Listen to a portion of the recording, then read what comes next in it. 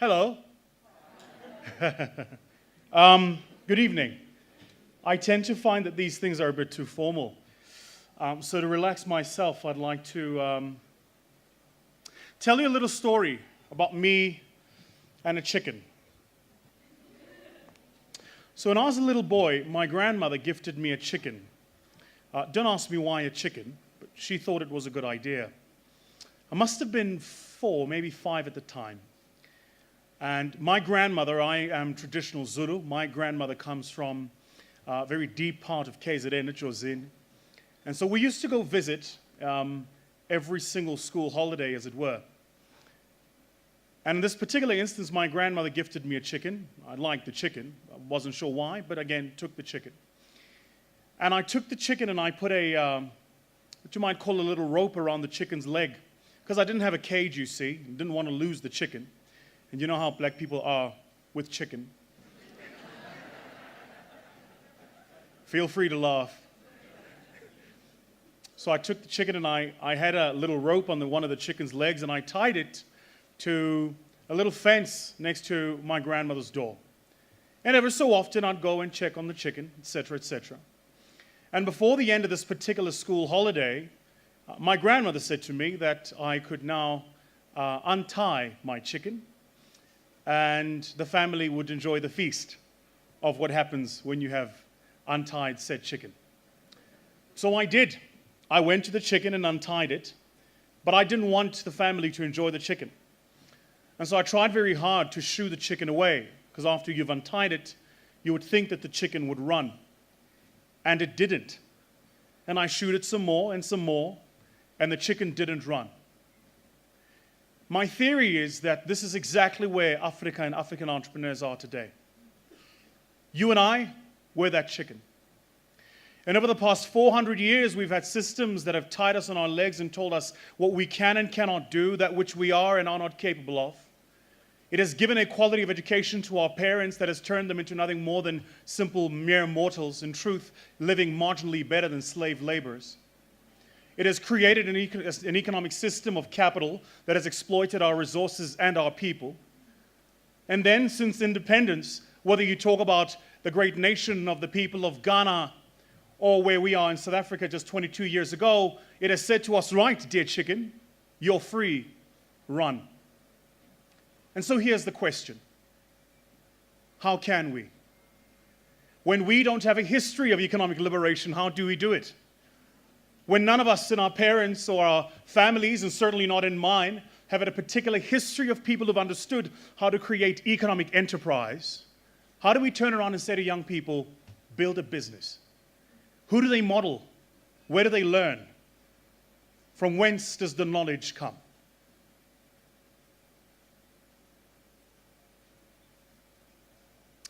You heard in the introduction that I was privileged to be invited onto the panel for Dragon's Den. You know that On TV Now is the other program. I was asked to be on that too. Just for the record, I was asked to be on that too, and my response to the producers was, I can only be one mythical creature at a time. So that, and let me tell you the part of the truth that you're not seeing. So people watch a platform like Dragon's Den and they see investors say yes or no. I parted with 4 million rand of my own money during the season. I lost all of it. Yeah, there's the part nobody tells you. It's very nice to talk about funding and venture capital. What nobody tells you is that's real money that real people work for that is intended to build our continent. So who do we blame? Do we blame the archaic systems of economic capital?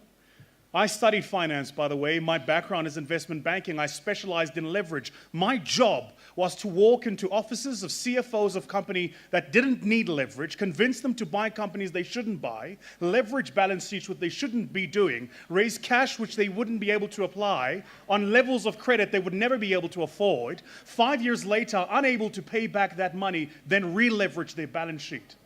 Today, that thing has a very nice word called private equity.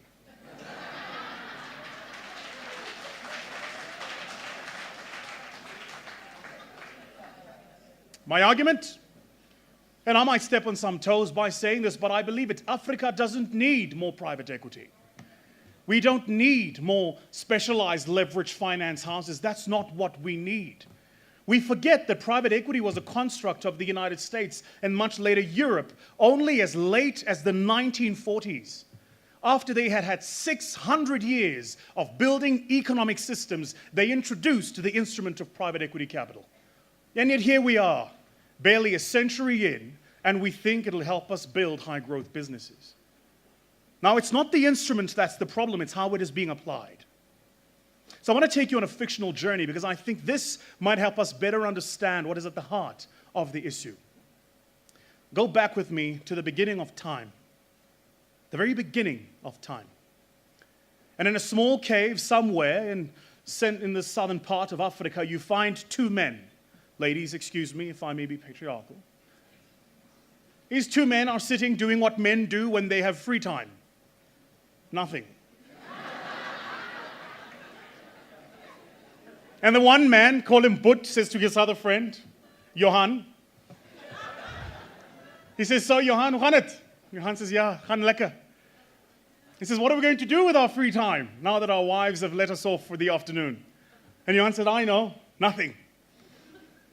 Back then, the version that you and I would have had of watching a FIFA or an F1 race or PlayStation was two men playing around with rocks. And they did. They played around with some rocks and some sticks. And by chance, the rocks happened to knock against each other. Now, what happens when rocks knock against each other? They spark. His friend was very clever. He said, do that again. And they did it again. And the rocks touched and it sparked again. So the friend runs outside. He collects a wee bit of dry grass. He puts it all together in a mound with some small sticks. And he consistently knocks the rocks against each other until he discovers, as you and I have it today, fire. Why is this important? Well, because read your books on anthropology and your anthropologists will tell you that the very first time man encountered the construct of what we call technology today was through the discovery of fire. You see, fire made the material life of man much better. It increased his life expectancy, allowed him to warm up the cold nights and create light in the dark evenings. It allowed him to fend off much, much larger, much stronger predators. Fire changed the material nature of man's existence on earth. Now fast forward a century or two, or maybe even a couple of century thousands. You're in the Middle Ages. The idea of the nation state is giving birth. You see, before then, man existed in these things called small tribes. If you read the book, The Theory of 21, we're told about how tribes emerged because without a complex management system, you couldn't manage more than 21 people at a time. Today, we call it the organizational framework, the hierarchy. Back then, it was the chief and the people around him. Except somebody thought, what would happen if we combined all the tribes? And they did, combined tribes and formed nation states. Except you know, if you read the history books, how do you combine smaller tribes? You have to conquer them. Conquering them means war. War is a dirty business. But who wins wars? They that have better armies and superior technology. As a proud Zulu man, we are taught about the Battle of Isandlwana. One of the greatest kings of my people, Vusi led a strong regiment of 20,000 Zulu soldiers to fight just over 1,800 British men. We're proud of this as Zulus because it's the first and only time the British were ever defeated by an army that was not carrying conventional arms. And yet, the truth is, the Zulus only just won that war. How is it possible that arguably the best trained army regiment ever in the history of the continent was nearly defeated by an army from Britain only a tenth of its size? It's possible because the Brits had a superior technology. Whereas the Zulus had to get close and use spears, the British could use cannons and guns. The gun and the cannon changed the history of mankind. In fact, you might argue it brought us to where we are today. Fast forward a couple of hundred more years, the invention of the ship meant that man could move from one continent to the other. The migration of goods, many large businesses which exist even today would not be around were markets not connected through the invention of ship through waters. The Wright brothers invented the very principles of flight you and I use today to move from one place to another on metal steel that goes really fast and flies above the weather. The invention of electricity meant that in the Industrial Revolution, whereas man existed for his own subsistence, after the Industrial Revolution, man could create and sell goods in markets outside his own environment. Now, of the 5 milestones I've mentioned that have shaped the journey of the world and that have brought us to where we are today as human civilization, might I ask this question? How many of them come from this continent of ours? My own view is that these young entrepreneurs today, if I may be so bold, need to be told a different truth. And the truth is that your job is not to grow turnover by 100%, employ marginally more people, increase your EBITDA, reduce your weighted average cost of capital. Your job is to rewrite the history of this continent, to bring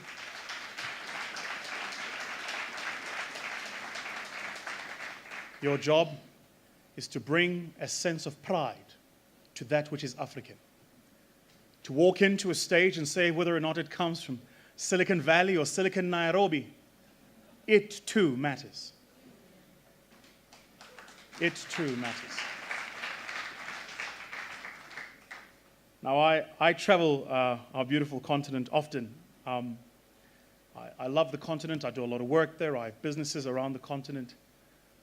And for me, there is one thing about which I'm most sad, and this is why I'm particularly honored at this invitation, and I think is perhaps at the heart of the work that the Anzisha Prize does, and certainly that the Academy does, is that even all these years post our liberation, we continue to think about ourselves in our ideas of nation states, that we form our identity by where we come from or what our ethnicity is, when in fact we don't realize that we live in arguably the greatest and largest marketplace in the world. I was in Ghana 3 weeks ago and met an amazing young lady, and she makes bags with Ghanaian patterns. In fact, it's the pattern of the La people who live and come from the area known as Labadi, where the beach hotel is.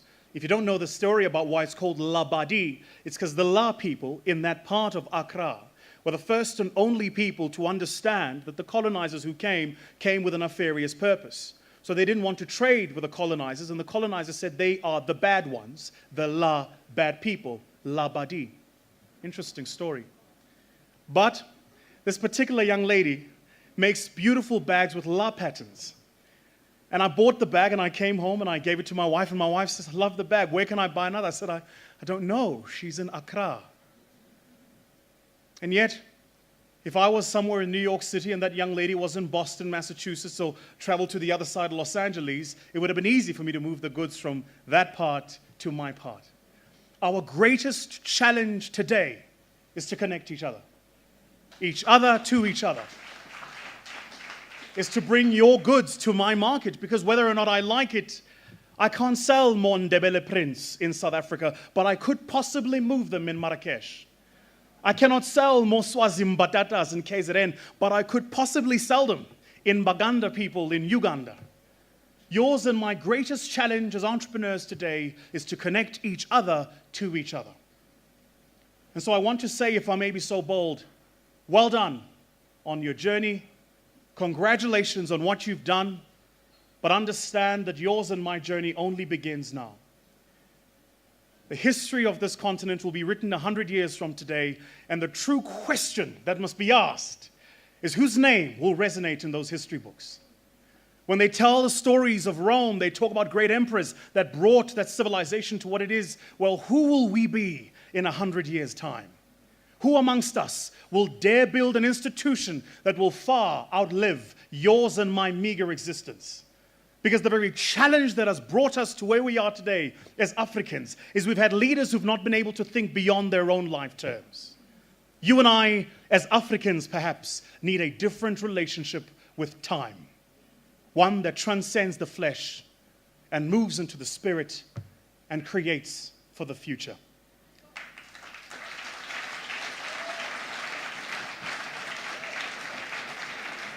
I am truly humbled that you've invited me here. To the winner, I will be seated here and will give you my bank account when I'm done.